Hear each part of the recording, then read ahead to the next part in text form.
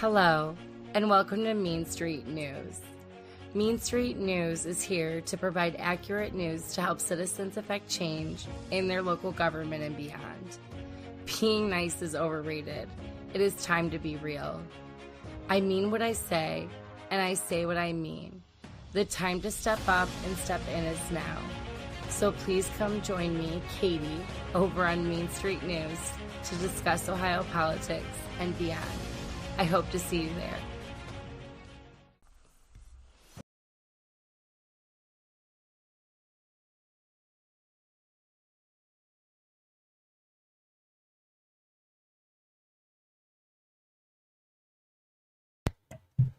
Good morning, Lorain County. Good morning to everybody joining Mean Street News this morning.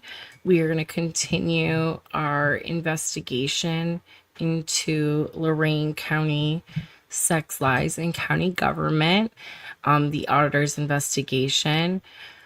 We left off last week, Alan Close. So we went through the Alan Close interview and I clipped parts of Commissioner David Moore's speech from December 7th, the really important ones, and December 7th.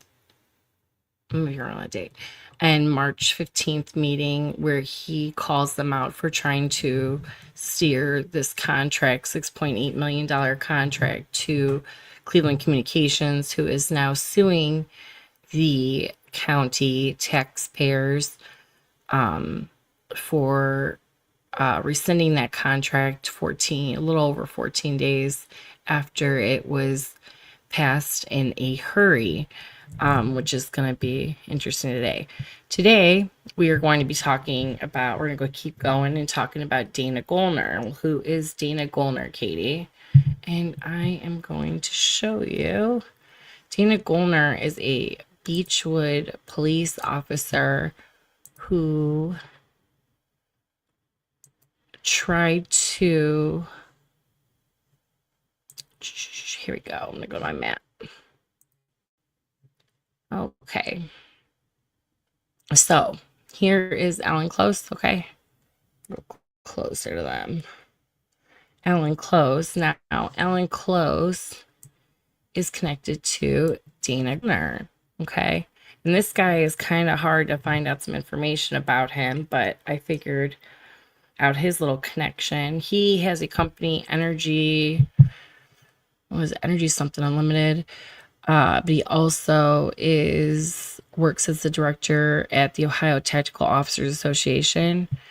And I found out later that he was actually doing some training with the Lorain County Sheriff's Office, so there's a connection there.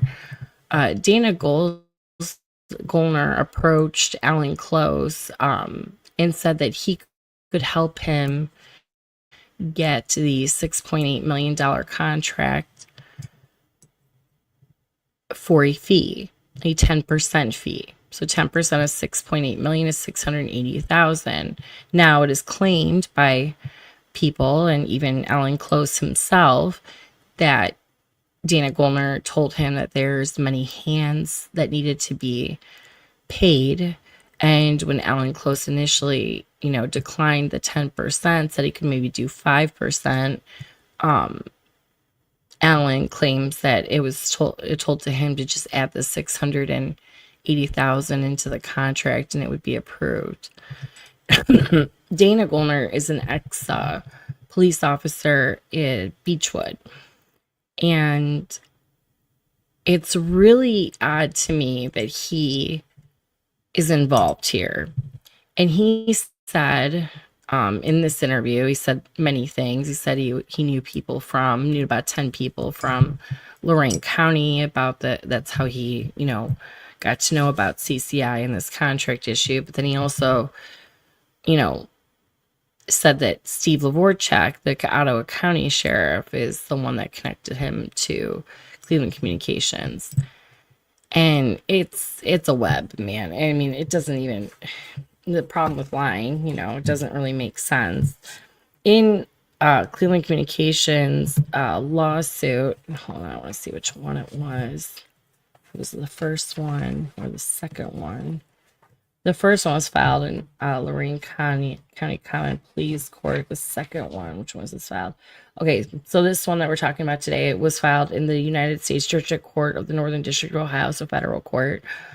And I'm just we're gonna start where I'm gonna escape from here. So that's Dana Gollner with the glasses, and he's connected to Alan.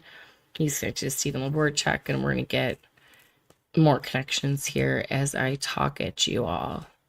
So let me remove this. I'm going to just read something for you from his lawsuit. So from Cleveland Communications lawsuit, and he's suing Lorain County Board of Commissioners, David Moore, Jeff Armbruster, and Jeff Riddell. Notice Michelle Hung's name's not in there because Michelle was helping them. So he says in 102, page 20 of this lawsuit that was filed, it says, in furtherance of this conspiracy, defendants and their confederates have participated in the enterprise directly and indirectly through a pattern of unlawful racketeering. I'm gonna start going like this, but I don't put my reading glasses, so I gotta put these images on. It says, on or about June 10th, 2021, at a meeting in the Northern District of Ohio, a police officer named Dana Gollner told CCI that he could gain the support of all three county commissioners if CCI paid Gollner a lobbying fee of 10% of the multi-million-dollar contract. At this meeting, Gollner showed confidential communications from Motorola and CCI to Lorain County commissioners to demonstrate his real access to Moore, Williams, and other decision makers in Lorain County.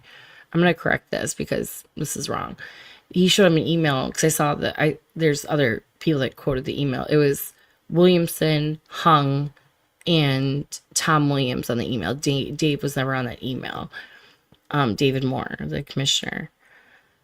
When CCI advised Gollner that the contract would not support a fee of this amount, Gollner told CCI to simply submit a bid for a higher amount because there were a number of people to get paid and the higher bid would be accepted. In so soliciting this bribe, Gollner acted at the direction of Moore and other members of the conspiracy to violate the RICO statutes. This solicitation of a bribe constitutes racketeering activity. With the definitions of 18 U.S.C. 1961 because it was an act of an attempted bribery in violation of ORC 2921.02a and b. Now, I find it really interesting. I need you guys to remember this June 10th date because Dana Gollner himself is going to go against the state with his interview during his interview with the state auditor. He's going to tell you about meetings that actually were conducted in April of 2021. So apparently Alan knew him before then. I understand in this lawsuit they're trying to put Dave with them. I can't put Dave Moore with them. I can connect him with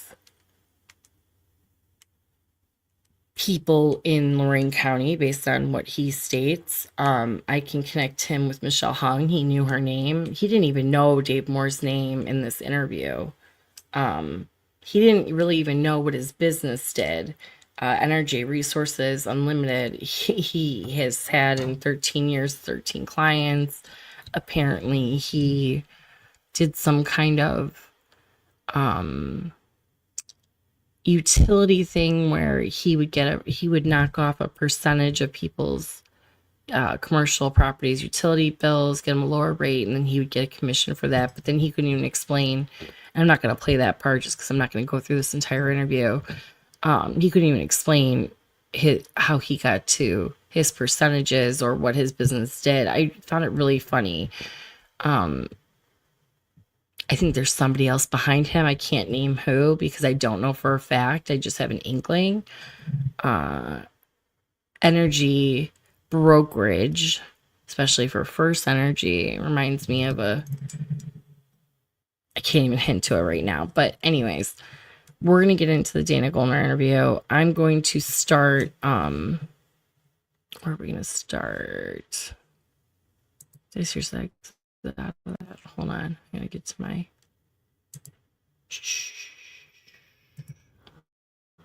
here's my episode links. Okay. So we are going to start what did he do? What was he going to do for CCI? And what was he offering CCI?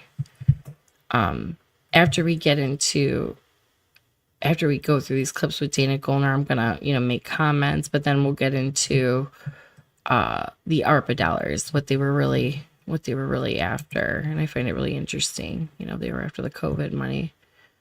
So add this to the stage. Here we go.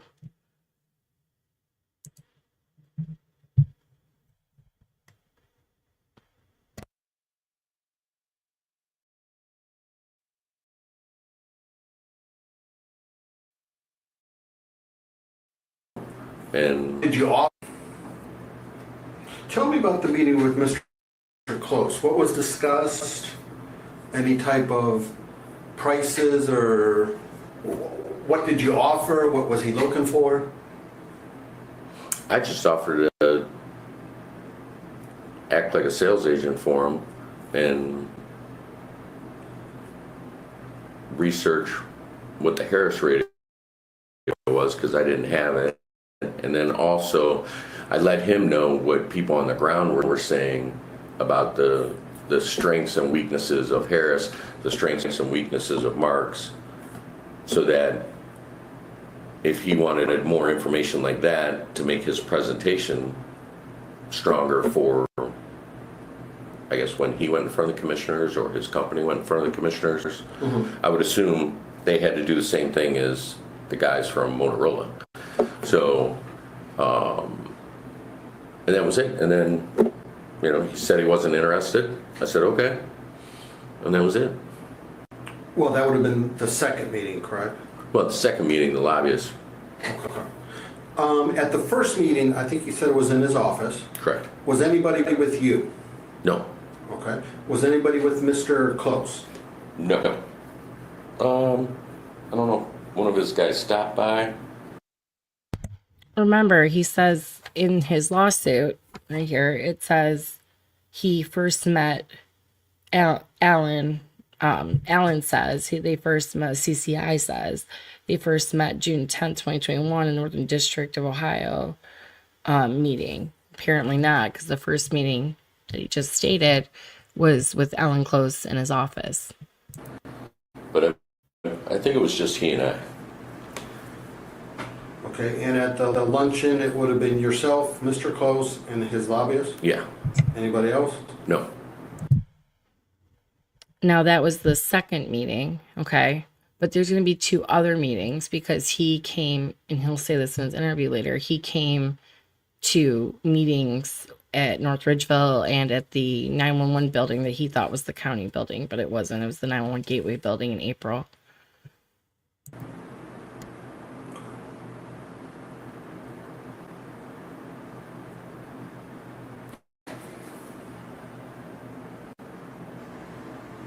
How did you learn, like, that Mr. Close owns CCI?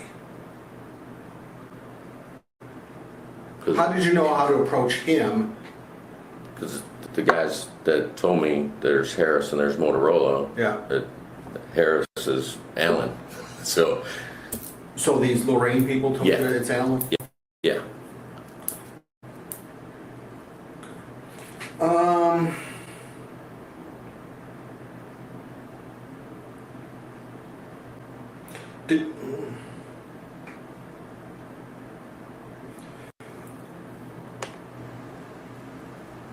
When my predecessor had this case, he met with several of the people. Mr. Close, I think it might be Alan Bass too, also. Okay.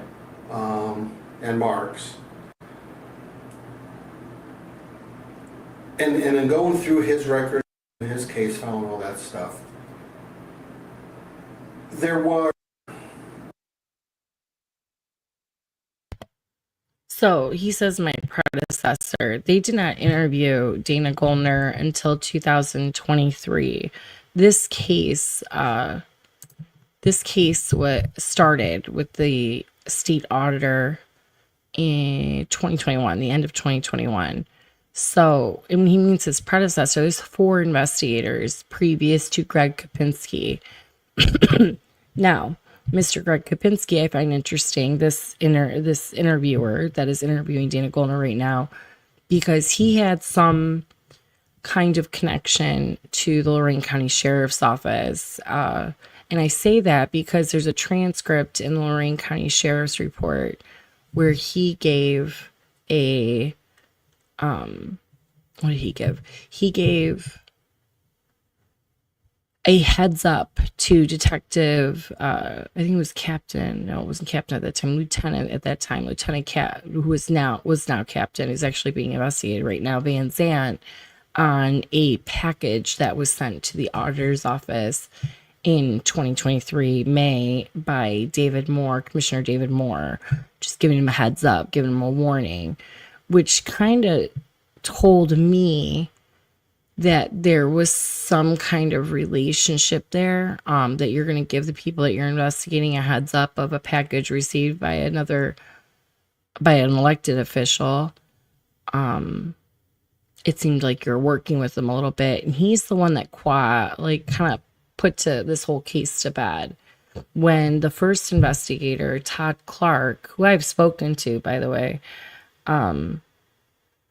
was interested in this case, let's just say, interested in his findings, was ready to go forward with an investigation, saw the crimes being done, and he was transferred.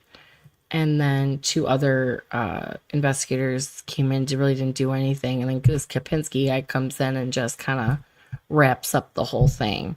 And that's when you saw in the paper that nobody is, that they're cleared. And I want to be very clear. They might have, stopped this investigation, but in no way was anything cleared. You know what I mean? Like there was no. I have all their documents. There's nothing that says there was no crimes committed here. And honestly, I think the last investigator needs to be looked at. And not to get off topic, but I want to bring this up because I think it's relevant.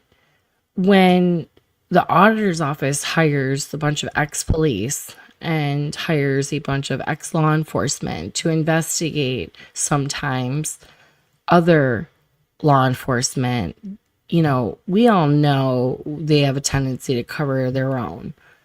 And I get it, you know what I mean? But at the same time, how can we have ex-police policing the police or policing the government when they worked in... It's conflict. I don't think that's appropriate. I think we need, fresh eyes. I don't think it's appropriate to have a bunch of ex-cops investigating ex-cops, you know what I mean? Or even any kind of law enforcement or auditor or, government official. I don't think it's really appropriate because you have stuff like this come along. But let's continue with Dana's interview. And we're going to do many hands.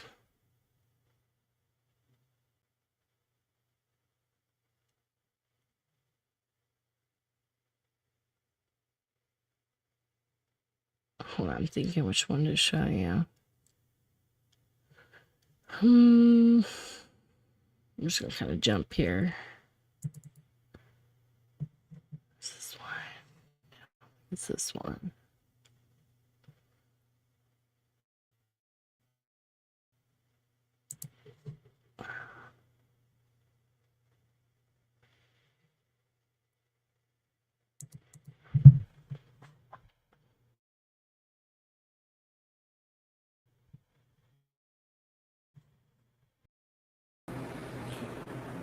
Did you ever make the comment to Mr. Close that you could get him a 3-0 vote on this contract? Well, I don't know that. Never made that comment? No.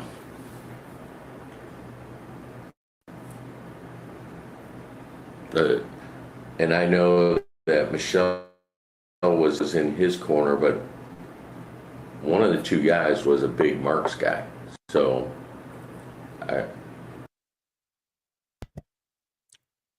Michelle was in his corner. And then he thinks one of the other two commissioners is a big Mars guy, and they're referring. I know who they're referring to, but that was all speculation. That was all rumor. I would never say 3-0. If I was going to say something, I said I think I can help you get a 2-1, but I would never say 3-0 because according to the Marks people I knew, they're like the one commissioner like Marks, Michelle Hung like Harris.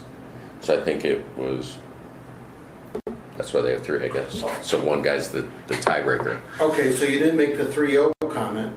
No, I did not make the 3-0 comment. If I would have made a comment, I would have said, hey, I can help you get a 2-1. 2-1. Okay. And did you make that comment? Not that I know of. And how would you have gotten a 2-1 vote?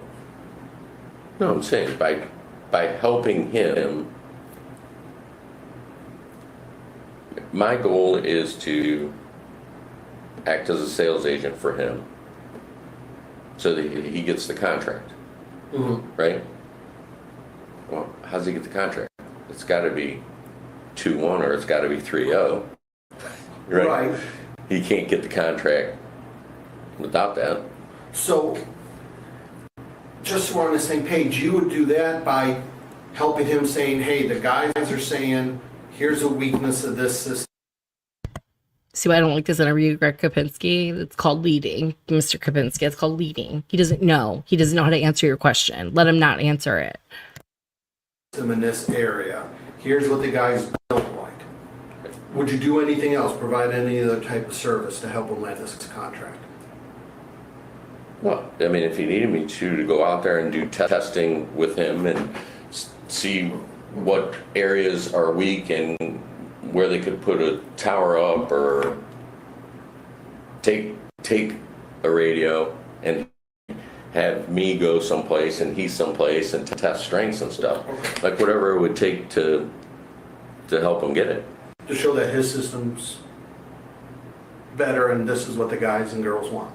Yeah, or if he needed to do a study, like, hey, I need people, like, his service crews are already busy. So if he needed to, like, hey, Dana, all right, I'm going to hire you. We're going to take a chance here. So, but we got to go out there and we need to test. Check the radio.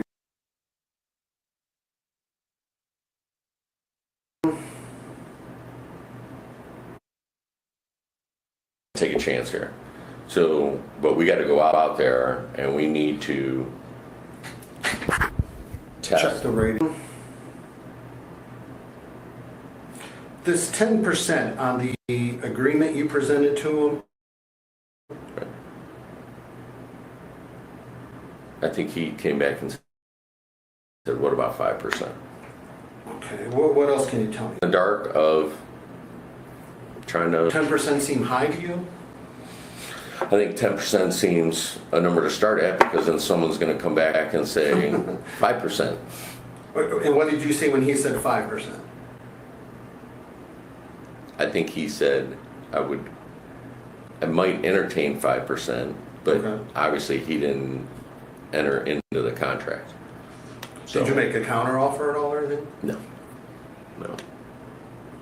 He was pretty, he felt just like Motorola.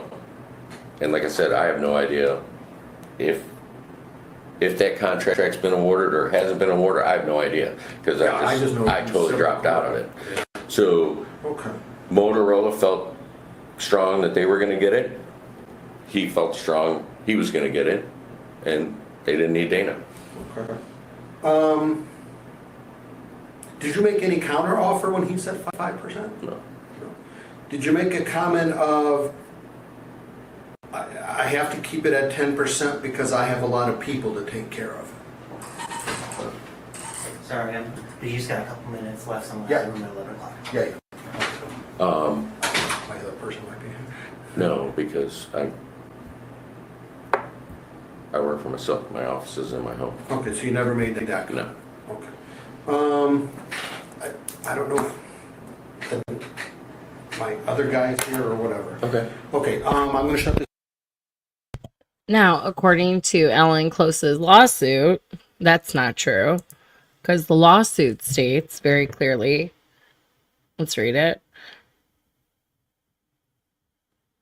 When CCI advised Gollner that the contract would not support a fee of this amount, Gollner told CCI to submit a bid for a higher amount because there were a number of people to get paid and the higher bid would be accepted. So maybe that's just something Mr. Dana forgot. I don't know.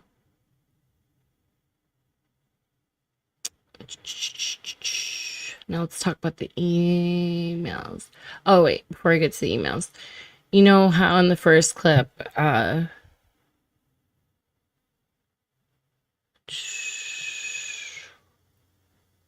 on, I want to make sure I'm not messing this up. Hold on.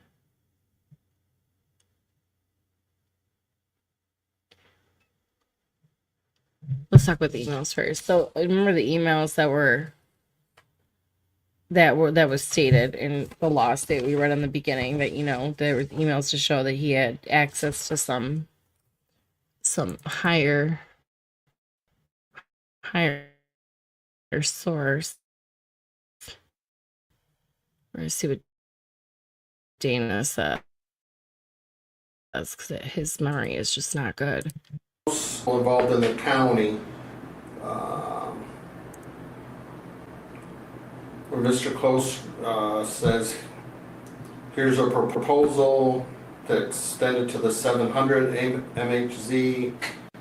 He'd like to sit down and go over with them.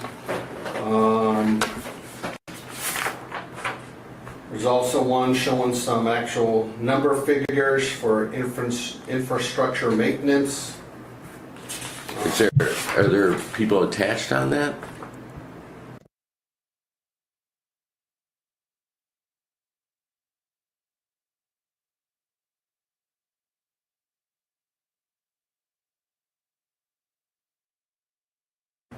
Yeah, on the first one there was. Like, is my name on? I'm saying, Well, like let me show you an example. Okay. This is titled category, quantity. It has some different figures on how much a mobile system would cost. Here's Alan's name and signature. At any of these meetings with Mr. Close, did you present I these to him? I don't ever recall seeing this. It's Okay, do you recall emailing him a copy of these? same thing. I don't know if this is in here.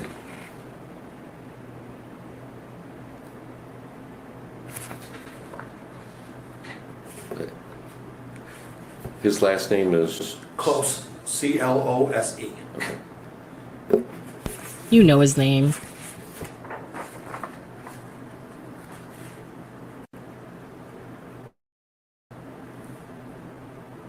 Looks like the total was $116,500.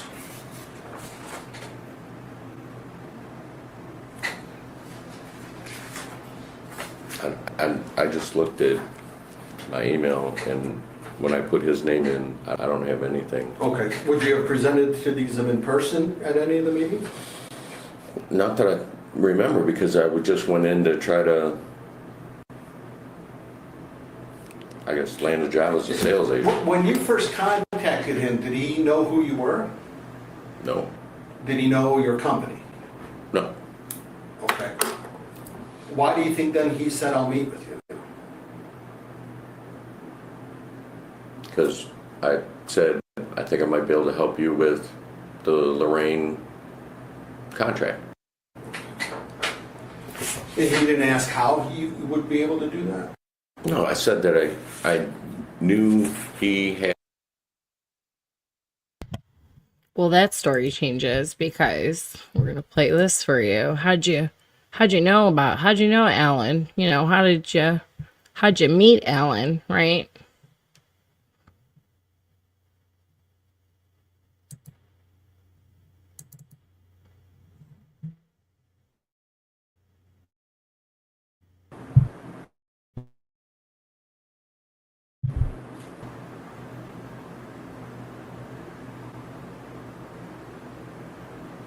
Did you approach Mr. Close directly or go through a third party? think I reached out to him directly.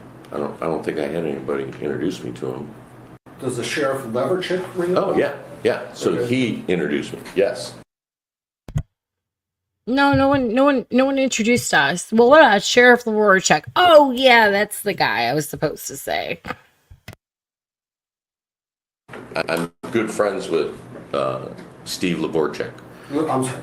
No, that's okay. Okay, tell me how that all took place. So after Motorola, and then hearing about Harris, and I've known Sheriff Steve probably 20 years. So I called him up and I said, hey, what's going on with the radio system out there? Like, I'm hearing a lot of I'm pretty sure we had Motorola and Beachwood, and Just a sub question before we continue. What would Sheriff Lorain, the sheriff of Ottawa County, know about Lorain County? And why? he's like, well, we have Harris, and I think he liked Harris. Okay. So Sheriff Laborchek has done business with CCI for a long time. So he is a Harris person. he said, I said, well, who's running the Harris system? And he's like, oh, Alan Close is Cleveland Communications Inc. And I said, hey, can you introduce me to him? I might be able to give him some inside info. Hold on one second. I gotta correct this. L3 Harris is a radio. The radio system is Cleveland Communications System. And that's where they always say, oh, this L3 Harris. L3 Harris is just a radio. It's a radio. It's a walkie-talkie radio, just like your cell phones. The system is Cleveland Communications. And I just even misspoke. Cleveland Communications has done business with Sheriff Laborchek for a very long time. Regardless, I don't know what radios, but Cleveland Communications System. Inside information, but inside information as far as you don't have coverage here, or the cops don't like this, or stuff you don't hear unless it's the guys on the road. Yeah, who know, because they work the I've seen a lot of chiefs make decisions. Yeah. That's great when you're sitting in an office behind a desk. Right. And we had this problem all the time with like our computer IT guys. They would put stuff in the cruisers. I'd be like, go ahead, sit in there. And try and run a plate and show me how to do it. Right. Put a duty belt on Yeah. and sit in there. When you put a thing that's this wide that presses up against the seats, but the radios are only this small. Okay. So why do we have a center console that's so wide? So I told Steve that. He's like, yeah, I'll connect you with them. Okay. And that's how I got to Alan. Okay. During the first meeting with Alan, did you present him with any type of an agreement? So we have 3 ways that they've met. They've met so far. This is the problem with lying, you all. We've met through this Northeast Ohio meeting in June. Okay. We've met through Sheriff Laborchek, and then we've met through people that Dana Gollner knows from Lorain and Lorain County. About 10 people, he said previously in the interview. I'm not going to make you listen to the whole interview because it's ridiculous. He can't explain how he's going to sell this system. I mean, when he's talking about, well, let's do a study. Well, Mission Critical Partners already did a study. Hold on, it's my kid's school. This is an important message from Vermilion Local. Hold on.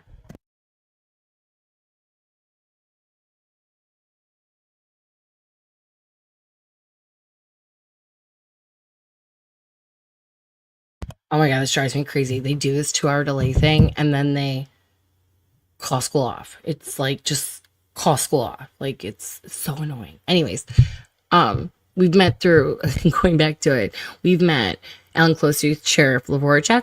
We've met Alan Close through people that he knows in Lorain County. About 10 people he said he knows. He says Lorain specifically. So Chief McCann, and Chief McCann was very, very outspoken during all of this. And then he also knows him from, based on the lawsuit, June 10th meeting in the North District of Ohio. So who the F knows, where my theory, my assumption, my guess is he's connected to people in Lorain County who needed a person to approach Alan Close that wasn't connected to get paid. And yeah, work with him to get this contract through. The 2-1 would have been hung because guess who he said was the biggest proponent of this project?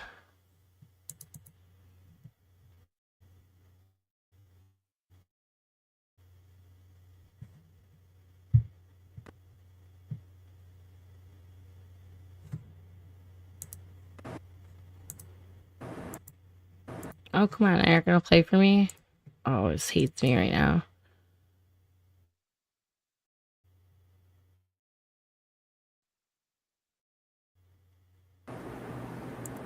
Do you recall who was on the board at that time? Okay, this is freaking huge too. He can't. So apparently he was working with Commissioner Moore, but let's see who Dana Gollner can name himself. I'll give you a guess. No one except Michelle Hung. You knew Michelle's name. You mean the commissioners? Commissioners, yeah, I'm sorry.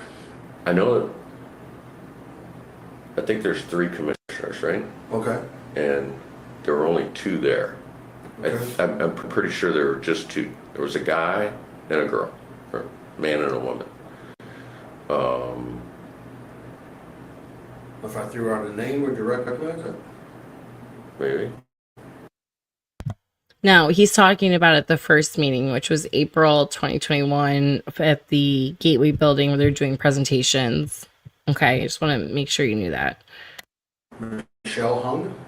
Yes. Okay.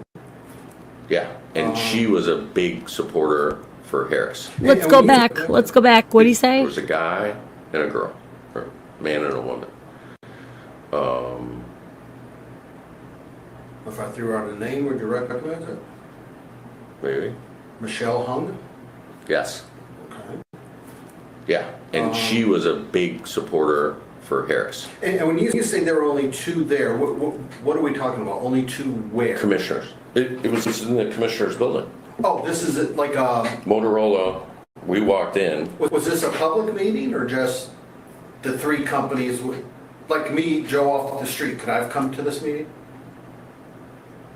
I don't think so. I think it was just a presentation. Okay, so at this presentation, it would have been all 3 of those companies. No. No. It was Motorola. No Vassar. No Vasu, no Allen. So Michelle Hung is there. Correct. Who else? I think the other 2 were guys. I don't know if it was Michelle that was on a timetable. The other 2 were guys. It was Michelle, Harry Williamson, and Tom Williams were at that meeting. Commissioner Lundy was not at that meeting, nor was Commissioner Moore at that meeting. It was at the Gateway building. They did a presentation at the Gateway building, 911 building for the radio thing. And this was for the fire chiefs. It wasn't even for the county. It was for the 5 cities. It was for the fire chiefs, but they were there just checking out what they were going to do. How about a Dave? Dave.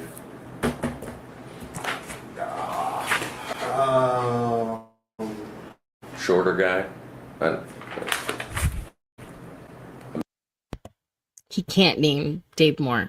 So CCI, your whole lawsuit here, where it says Dana Gollner, was working with Moore. he cannot name Dave Moore. And if any of you have ever met Dave Moore, yeah, he's a character, and you're gonna remember him. Met him. I met the commissioners one time. That's a lie.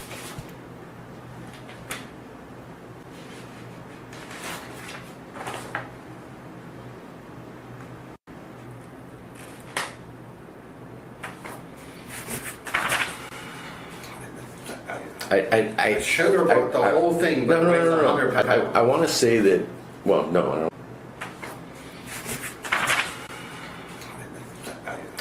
I should have wrote the whole thing, but no.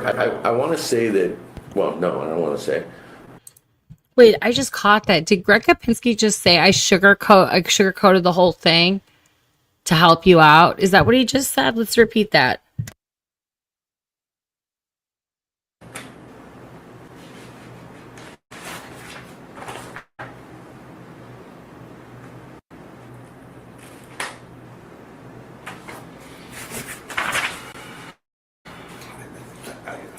I should have wrote the whole thing, but no.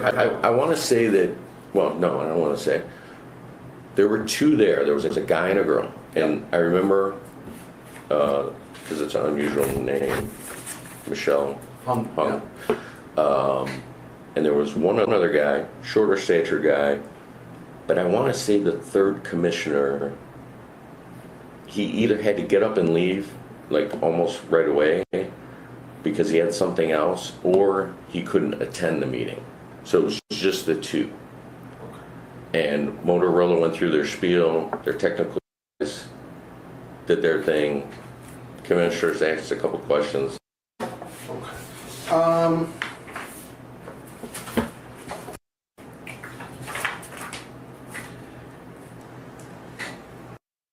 Did you mention during this meeting with Mr. Close 3 other counties that you may be able to help with?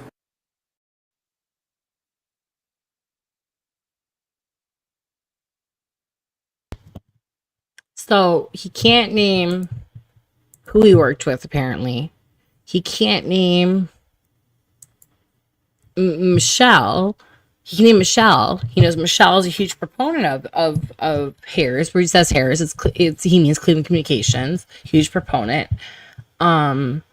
He can't name the other two commissioners, but he was able to, secure a 2-1 vote. He doesn't know how he was going to sell his or lobby his, contract. He doesn't know. I mean, the guy is a liar. I mean, very clearly. And Greg Kapinski seems very irritated at him that he can't, spit it out. He can't tell him, the story that he needs to tell him, because that's the problem with lying, is you, after 2 years, forget your story, and you forget who, you were going to contract with. And no offense, you're not going to forget about a $6.8 million contract that you tried to secure. You're not going to forget about, $680,000 that you were trying to win. It just doesn't make sense, people. The guy's an idiot, and he's lying. He's lying through his teeth. I mean, it's just very, very clear that he's not being honest. Hold on, I'm reading real quick. I'm trying to figure out. I'm going for you next. I think it was the clear one, the contract amount. No. And maps coverage. I didn't play you this one. Let me talk about the contract amount. Give me 1 second. I'm going to play this for you, and then I think we're done with Auditor Commissioner Hall on the investigation. This is Weatherby. And then we're going to move on from Dana Gollner, the liar. Give me 1 second. I want to make sure.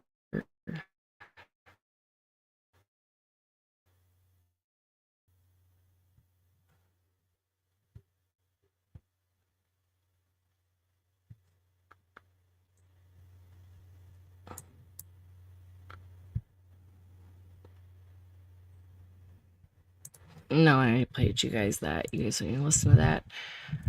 So Dana Gollner is the question. How and who did Dana Gollner meet? You know, like how did he even come into question?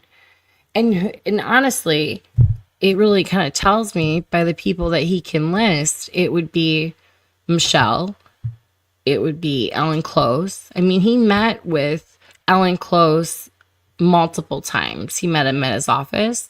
He met him at the Westlake Country Club or Lakewood, whatever country club they met at, with Matt Cox, Alan Close's lobbyist.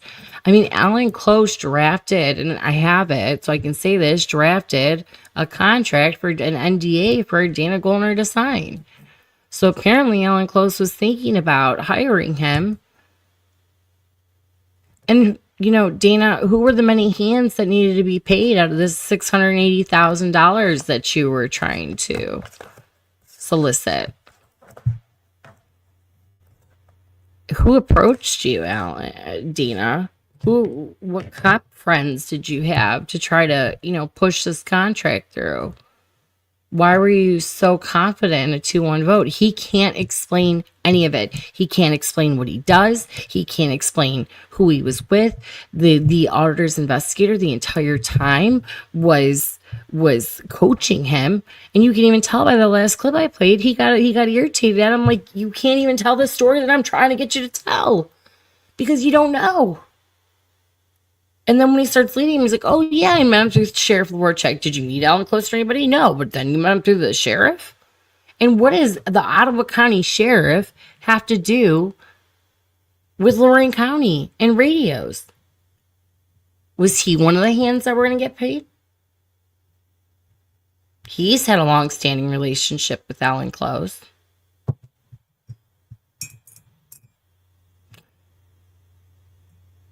None of it's making sense.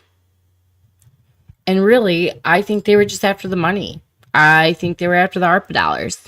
And I think, you know, the people that push this contract, my theories, my guess, the people that push this contract the most were after those ARPA dollars too. And when I mean ARPA, I mean COVID cash. American Rescue Plan Act. It is COVID cash. It is cash the county received that could have put that money somewhere else into actual infrastructure where they wanted to give grants out to these cities and the sheriff's department. And was it even necessary?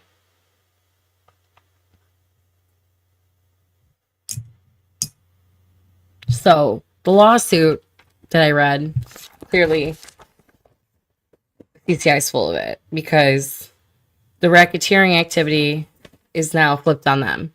Alan Close and my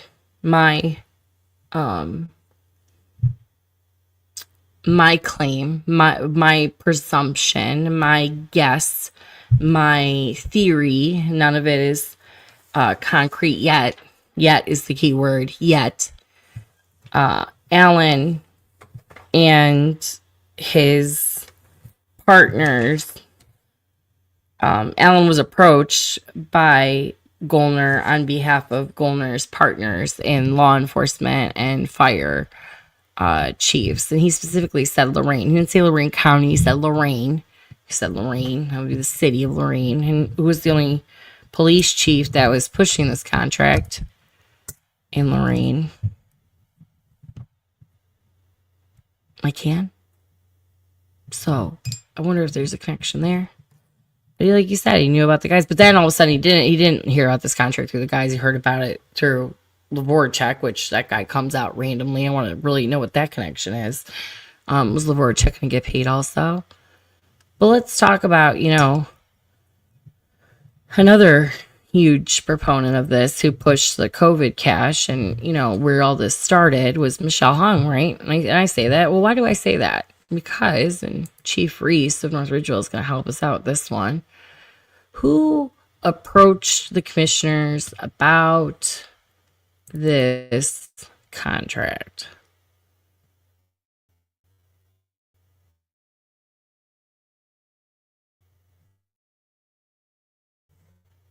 because Chief Reese said it.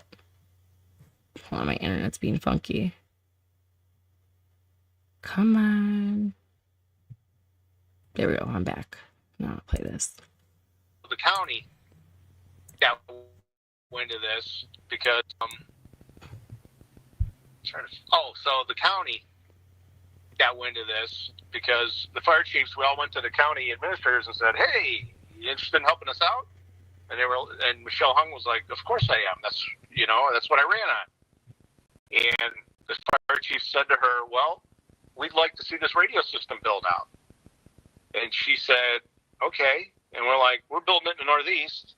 It's compatible if you would build, a similar radio system, or if you got the interoperability between Marks and our radio system, they would all work together. But either way, we need a radio system."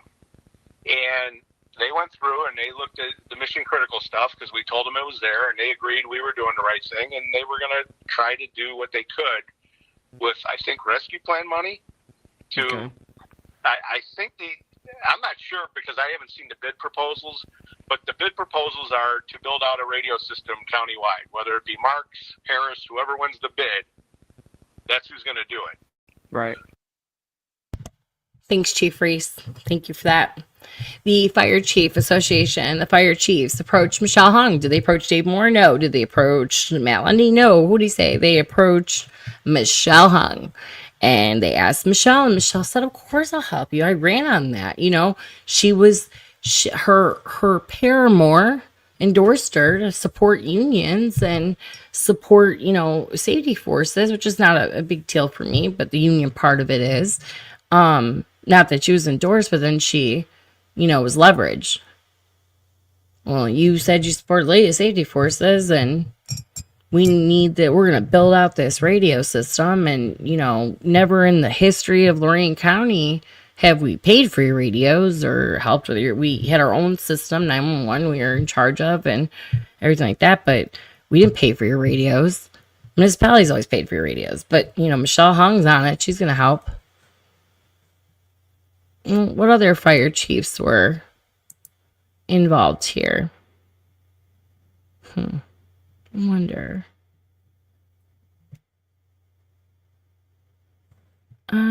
Push through. Let's see. It was Chief Weatherby of Wellington. And Weatherby requesting investigation. Weatherby contract. Push through. ARPA. Pay for everything. We're going to start here with him.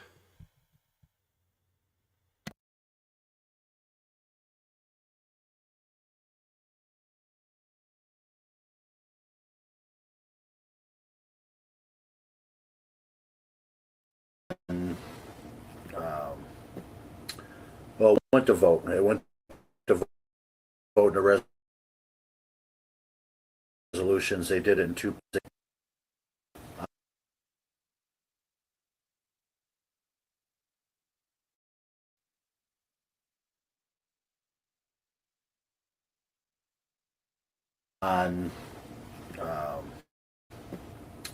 Well, went to vote. It went to vote in the resolutions. They did it in two portions. They did the radio portion, and they did the equipment portion for 911, and they both passed. Hung and Lundy voted yes, and Commissioner Moore took the day off. He didn't even show up. And just for clarification, so Mission Critical says, "Hey, here's who we recommend." I'll use the term contract if you want to change it. Was then sent to the prosecutor's office for review. It sat there, I think you said, for close to 2 months. Yes. And then the commissioners took it back and said, "Well, we're just going to vote on it."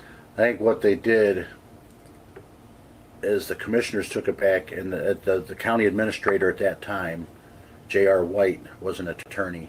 Okay. And I think what they did is they took it and give it to J.R. White for review. No, they didn't just take it and say, "We're voting on it." Okay. It was reviewed, but I believe it was reviewed by the county administrator, who was also an attorney. Do you know why it sat in the prosecutor's office for 2 months?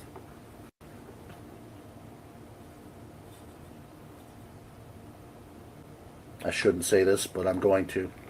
I think the prosecutor was stalling the process to see how the election was going to go, to see if Rydell was going to be voted in, or to see if Matt Lundy was going to win the election. Because right now, the one of the arguments is Moore and Hung pushed it through in an emergency. Lundy and meeting, Hung that's did, true. not The meeting Moore. was a scheduled meeting on December 21st. They pushed it through and voted yes while Lundy was still in office, because Lundy knew that he was going to lose his seat and Rydell was going to take over at the first of the year. And Rydell had already expressed that he was going to vote no. He was going to vote to rescind it. Chief Weatherby said the quiet part out loud. Thank you. This contract was going to be rescinded 2 weeks after they passed it. And then, you know how they kept saying that the prosecutor's office had this contract and the prosecutor's office approved it? Well, apparently they didn't. Apparently the prosecutor's office was taken. This contract was taken from the prosecutor's office and given to J.R. White, the county administrator, to go through to make sure everything was on the up and up. And then they passed it. And why'd they pass it on the last day that they were in power? Because Matt Lundy was on his way out the door. Jeff Riddell won his election by 136 votes. And they knew that Jeff Riddell was against this contract, and him and Dave Moore, he misspoke before he said Michelle and Dave, but it's not a thing. Dave Moore and Riddell were going to rescind this contract a little over 2 weeks after they passed it, because it was a bad contract. It was a rigged bid. They rigged the language like we spoke about in previous episodes. That's what my belief is. Using the phase 2 language, they rigged the bid so no one else besides CCI could actually bid on this project. And Chief Weatherby said it. And they wanted to use the ARPA dollars to fund this project.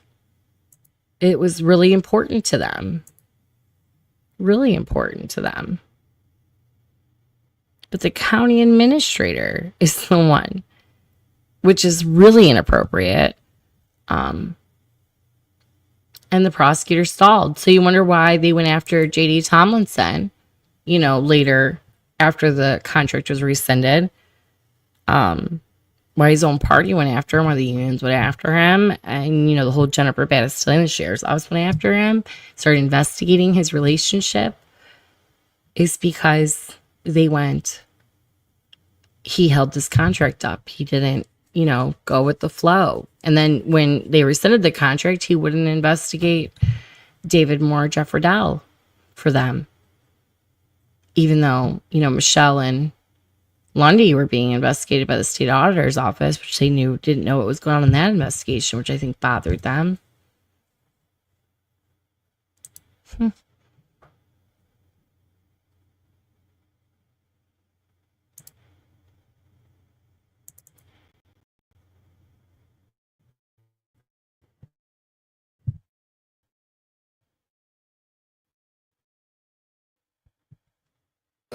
The ARPA funds, yes. Which originally, Buying Harris radios.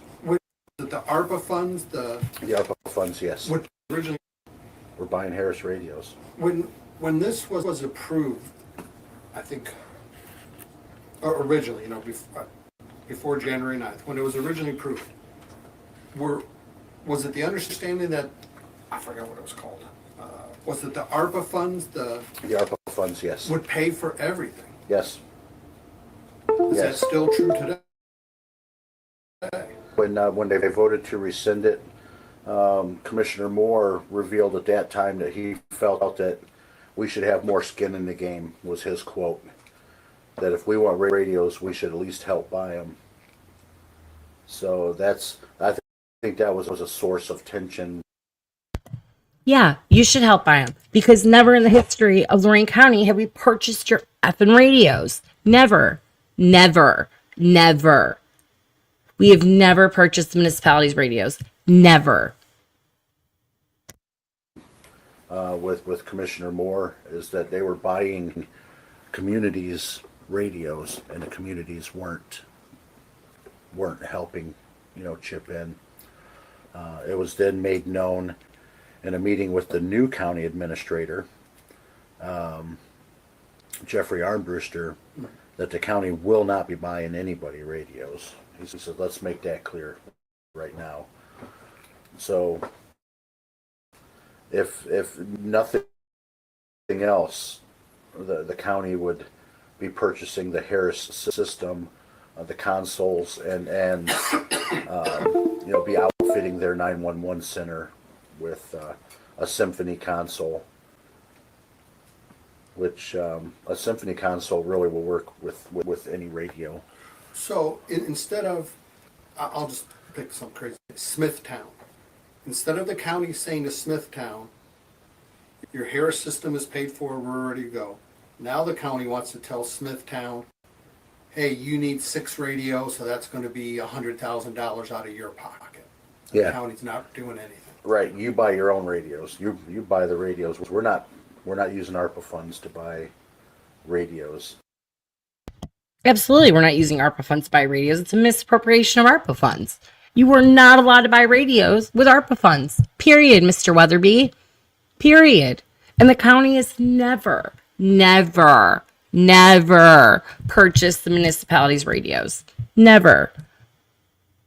But you saw free money. Well, what you thought was free money. It's our money. It's federal dollars. It's our money. It's taxpayers' money. That our future is going to be having to pay for, which is the problem with all you people, is you don't realize that it's taxpayer funds. You just think it's free money. It's not free money and should be used appropriately. And it would be a misappropriation of ARPA dollars if you would have gone through with that contract, with CCI wasn't rescinded. You are not allowed to purchase radios with ARPA dollars, period. And I went over that in previous episodes. I went over the entire statute of ARPA and what you were allowed to use. Towers, yes. Infrastructure, yes. What we're doing now, yes. You're allowed to use ARPA funds for that. What you guys wanted to use it for? No. No. In previous in this interview, you weren't even worried about it. You said my fire department's so well funded. I have $1 million budget. But you want us to pay for your radios. I don't think so. I don't think so. Hold on, I want to see this clip real quick before I get into it.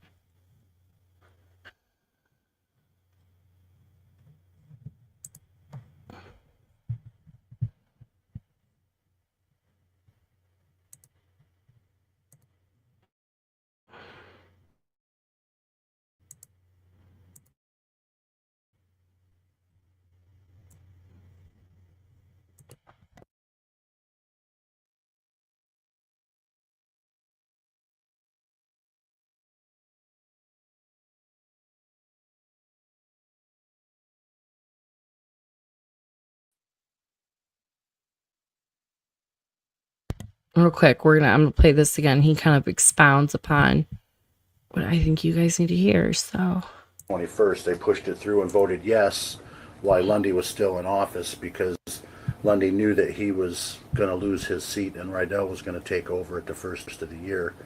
And Rydell had already expressed that he was going to vote no. He was going to vote to rescind it. I think it was a pretty close election between 100 and, I want to say like 134 votes. Very close. Yes, it was extremely. But that's my opinion, and I think I think I'm safe in saying that's the opinion of many, that the prosecutor's office, they were stalling to see how the election was going to go in November. Well, Rydell is Republican? Yes. Yeah, now we have three Republicans. Actually, Lundy was a Democrat. Yeah. So you had Lundy and Hung. You had a Democrat and a Republican voting together, and the other Republican, Commissioner Moore was opposite. But if you look back, Commissioner Moore. Isn't that weird? Isn't that weird that when Michelle said, Republicans and Democrats don't work together in this county? Well, apparently they did when it comes to a $6.8 million contract that many hands needed to be paid for to get. Who did Dana Gollner know? He knew Hung. Yeah. Why'd they pass the contract on the last day in power? Because they knew, and he admits it, they knew they made this huge fuss, this huge deal, this huge everything, but they knew that contract was going to be rescinded. Why were they mad at the prosecutor's office? Because they didn't, give him the okay on the contract, even though they lied and told the public that the prosecutor's office, looked in over this contract and approved it and blah, blah, blah, blah. It was bullshit. J.R. White did, the county administrator, which is hella inappropriate.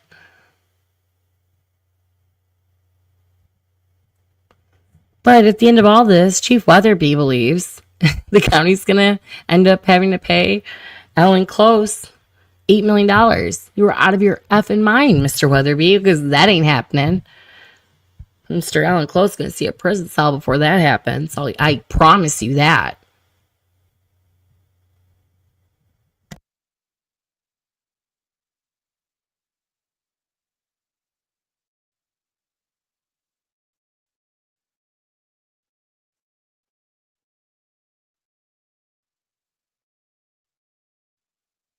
That $8 million that they breached on, because they're going to pay it. Where does the sheriff investigation stand today? Do you know? I believe the sheriff, they were starting at our request to investigate Michelle Hung, Matt Lundy, and Harry Williamson, which was the 911 director originally hired after these commissioners took over. We wanted them investigated first. As to what? To find out if there was any wrongdoing. So we basically wanted them investigated, hopefully to clear their name, so the other commissioners would quit accusing them of being, in the wrong. And today, where does that stand? Do you know? I do not know where that stands. I've not got a report back from the sheriff. And we also wanted the sheriff to look into what the findings were, because we had not heard anything from the auditor of state based on his investigations, and those were requested by Commissioner Moore over a year ago. So we were looking for answers, and we weren't getting them. So that's when we requested the investigation. So that was the first thing we wanted. We had to ask the question, and we want to know, and you could probably answer that question for me today. Why was the auditor of state chosen to conduct the investigation in lieu of the county sheriff's department or the state attorney general's office? For bid steering and breach of contract and possible, bribery payoffs, whatever you want to call it. Does the state auditor's office take, a higher authority over the attorney general's office, or the Ohio Ethics Commission, or somebody like that? So that was one of our questions.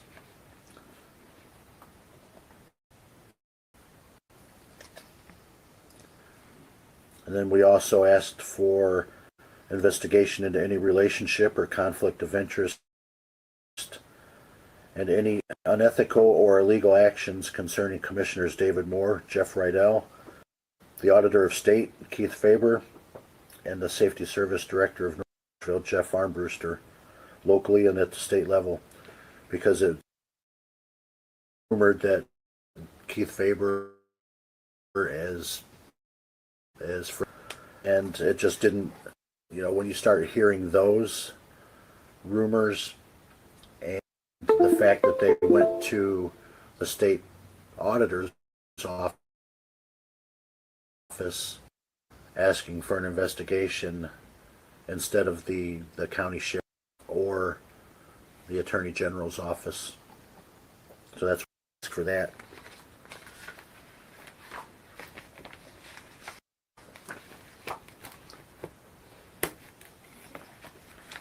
And then we also asked for the same conflict of interest between Motorola and Marks.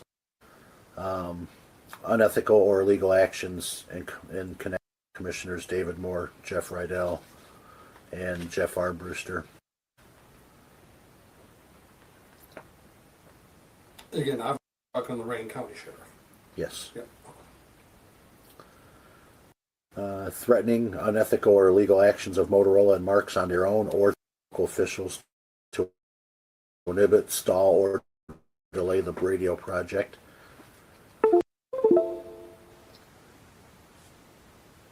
Actions are on the part of the commissioners Hung and Lundy that could or would be misconstrued as an attempt to rig or steer the request for proposal to CC over any other vendor. Again, we wanted to investigate it as well. If wrongdoing was found, that's that needed to be known. But we also wanted to find out if there was no wrongdoing. So, any evidence that would create the rationale resulting in a reversal of a December 2021 or 21st of 22 vote in favor of Cleveland Communications, mainly pointing out anything that was wrong or illegal regarding the bid or bid process.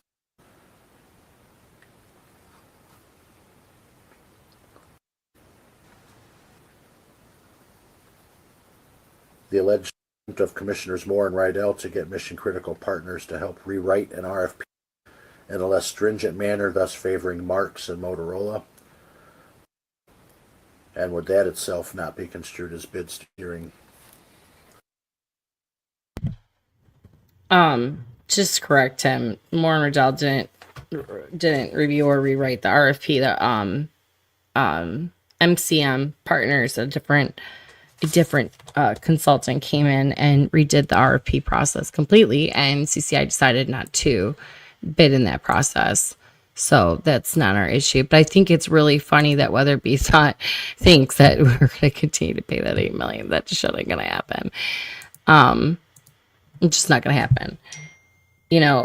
It's really interesting to me that he knew so much about this process. It's really interesting to me that he was upset about the auditor's office getting this versus the sheriff's office or the attorney general. Well, I'll tell you this, Mr. Weatherby, the attorney general directed Commissioner Moore to go to the auditors because they didn't deal with complaints from elected officials, apparently, which I think is the dumbest thing in the world, because when elected officials coming at you, Mr. Attorney General, who wants to be governor, if public officials telling you that there is a problem in the process that needs to be investigated, I would think over a citizen you would actually investigate, but we'll actually see what happens now in the future, because this citizen did a lot of work to show how this process was rigged. It was rigged. It was steered towards one vendor, that was CCI. It was past the last day these people were in office because they knew, and knowing it was going to be rescinded. They knew it. They lied to the public and said the prosecutor cleared this. Apparently not. The J.R. White, the county administrator, is the one that looked at the contract because the prosecutor wasn't ready to move forward. Then the next year and a half, 2 years, 2023, 2024, they all out attack on the county. And, it's just been kind of insane. So today we learned about Cleveland Communications and Dana Gollner, one of our connections here. And then we also heard from Chief Weatherby. Tomorrow, we're going to be hearing from tomorrow or tonight, one of the two. I don't know if I'm going to do it tonight, but either way, tomorrow. We're going to be hearing from Vasu Communications, which was the other vendor that nobody talks about, and Mark's and Dick Miller's, Dick Miller's feelings on it. I'm going to tell you this right now. As much as they act like Mark's was a competitor in this, and Mark's was like trying to, put CCI down and all this nonsense, they absolutely weren't. Mark's is too big. They don't care. Their whole thing is interoperability. It is not radios. It's not like, please let me have your sale when I have 80 of the 88 counties in the state of Ohio. It's about, expansion of coverage, making sure our safety forces are covered, making sure it's interoperable between agencies, that we could talk to the state highway patrol, we could talk to all other counties, we could talk to surrounding counties, we could, actually have interoperability. That's what they cared about. And Dick Miller says that I don't really care about their business. Wasn't buying for their business. Wasn't like, oh, please let me save you money. Like, no, not like the little guy, not like Cleveland Communications. And I want to be clear with everybody here. Cleveland Communications is using the city of Avon's FCC license, our infrastructure to put their equipment on. And then they want to turn around and say that they own our system and they own like this radio system. You're using the taxpayers' FCC license, then charge service fees out the freaking ass. And no offense to the firemen and no offense to policemen, what do you all know about broadband telecommunications? Nothing. The most you all know about radios is if you click the button, if it works or not. What do you all know about broadband telecommunications? The last people I want my advice from would be all of you. I know more about it now. And now, after listening to all of your guys' complaints, none of them make sense. Because you don't know what you're talking about. You were just lobbying for a company. And, the request of this investigation was done by the Fire Chiefs Association, Lorain County Fire, which is a private organization. It's private. So you had the AFL-CIO, you had the unions pressuring, you had the Lorain County Fire Chiefs Association, Lorain County Deputy Chiefs Association, Deputies Association, private organization as well, pushing and steering a contract that at first was introduced as a no bid. Then they rewrote the bid a year later to make sure that only one of the bidders could actually bid on it, which is the bidder that they wanted to have the contract. So, I'm going to give you a sneak peek on what we're going to be listening to tomorrow. Actually, am I going to do it? Yeah. We talk about maps. There's this discussion about maps. Harry requested maps from Mark's, and it's significant. Will be significant tomorrow, but I'm going to leave you guys there with a little snippet from Dick Miller. Tomorrow we'll be going into why it matters, but stay focused. Starting March 3rd, I'll be on Mondays, Wednesdays, and Fridays with you guys. I went over that schedule last week. This case for me is going to be filed with the appropriate people at the end of this week, which is in 2 days. So I've been kind of crazy working, getting my binders together, getting my info together, getting through all these emails from the auditor's office. It's been kind of insane, but I've proved my theory. And then I'm going to need some help from you guys, but I'll go over that with you guys on Sunday when we're wrapping this entire series up. But yeah, so they wanted our COVID dollars. They wanted a piece of the action, I believe. And they didn't get it. And when they didn't get it, they threw an absolute fit. I don't think it was about interoperability. I don't think it was about radios. I don't think it was about, I think it's about money. I think people wanted money. And people will do a lot for money. So stay focused. I'm going to leave you guys on this last little clip, and I'll just give you a little clip of what tomorrow's going to be about.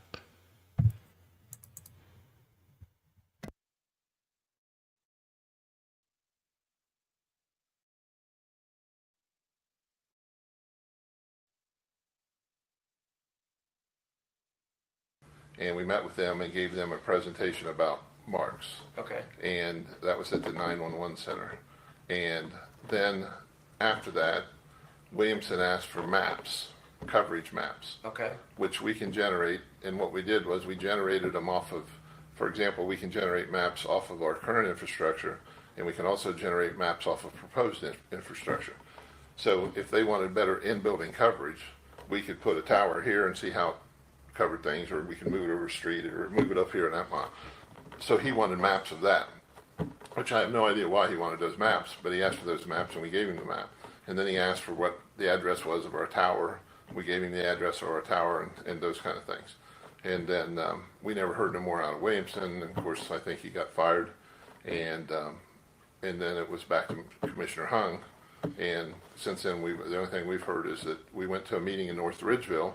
Director Small was there and I was there. The only thing I know that happened at that meeting, there was a lot of people there that, I mean, it was a regular council meeting, and they were going to pass a resolution on what they were going to do with the radio system. And that was put on hold, but the only thing I know at that meeting was, myself and Director Small sat in the back of the room, and in the back row of the chairs that were set up, it was Cleveland Communications, Commissioner Hung, and Mr. Williamson. They sat in the back of the row together. And then he waited until everybody else gave their presentation, which we gave a presentation. And then when we were done with our presentation, then he went up and gave his presentation, and that was the end of that. Okay.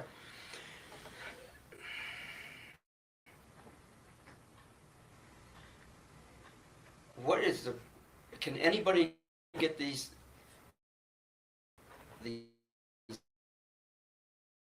mapping things that you were talking about earlier? For example,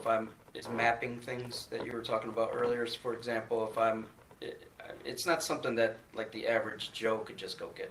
Could Cleveland Communications call down there and say, I want your mapping stuff? No, sir. No, sir. Why not? They're a private individual, a private entity, a private company. We would do these for like entities. For example, right now we're working with Defiance County, and they're putting a little tower over at Hicksville. So they asked for us to run a map and show what would happen if they put a tower at Hicksville. So we ran it for Defiance County. So if I'm understanding you right, you're only creating these things for potential customers, Sure. for potential users. Yes, sir. So if Williamson asked you for this, what would be? I know it kind of sounds stupid, but he's asking you for these mapping things. I'm assuming to he wants to see what your coverage is, what's going to be. He wants to see, like, in a particular area, what are you getting there versus somewhere over here. Hey, if we drop a tower here, how's that going to affect, this corner of the county versus this corner of the county? That would be, what could he do with that information? He could get one, absolutely, What makes you think he did that? because we were never able to see their maps. And we asked. Well, tell me about that. Well, we simply made a request to Mr. Williamson that we would be provided with the same kind of maps that Harris had ran to show their coverage so that we could see what their coverage was. Because obviously if that was better, we would want to try to be on the same plane. It would be even better.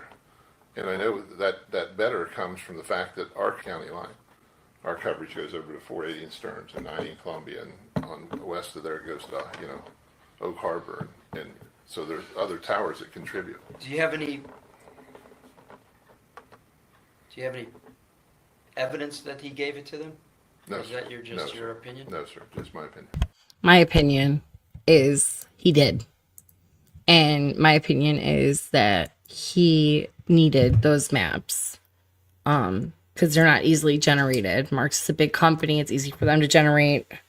I think he used those maps. I don't think he wanted to give a copy of Cleveland Communications maps because it would clearly show that they used Mark's maps to base their maps off of. So, in order to even do the bid. We got problems here, Lorain County. We got problems with this. We're still in a lawsuit with Cleveland Communications. So he's still suing the taxpayers of Lorain County. Don't you forget that. But we will hear more from Dick Miller. I actually really liked his interview. He really helped out make everything clear on why he really wasn't like fighting Cleveland Communications the way that they said. And it was interesting too, the North Ridgeville meeting. They were doing a presentation, and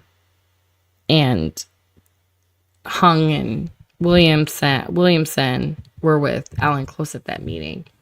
So stay focused. I will see you either this evening, probably not this evening, but probably tomorrow. Like I said, starting March, I'll be on a better schedule. You'll see me Monday, Wednesdays, Fridays. Mondays and Fridays, I will be in the evening. Wednesdays, I'll be in the morning, and we'll be talking about other stuff in the radios. This investigation is wrapping up at the end of this week, which is Sunday. We have a couple things to get through, a couple more hours. I'm gonna wrap everything up for you in a nice bow, and then I need you to help me with some things that I'll be presenting to you on Sunday. Applying some pressure to get some real investigators here to the county. You guys have a great day, and stay focused, Lorain County. Thank you.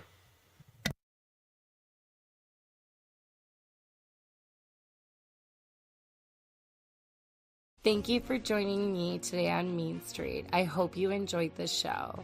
I would greatly appreciate it if you would consider supporting our work and supporting my effort. You can support directly underneath at the Spotify donations, or you can directly give a donation at paypal.me/Mean Street, Ohio. Any donation received will help me continue to provide news to you and everyone else across Ohio and beyond. I love what I do, and I just hope to continue to do it. Thank you so much, and you have a wonderful day.